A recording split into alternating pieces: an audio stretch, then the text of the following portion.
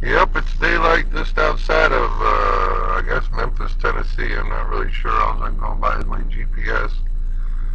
Had a little bout with a stomach virus or something. I don't know. That's what held me up in Dallas. But thanks, Anna, for everything. Thanks, Gabby. And going to be heading north. Hopefully I can get something to eat today.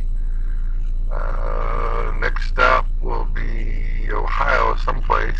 But I might just look around in Nashville or Memphis or something for a day or two. I don't know.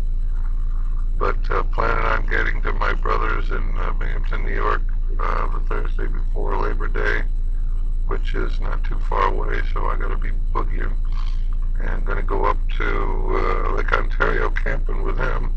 And after that, I'm going to meet my friend Barbie, and we're going to go camping in New England.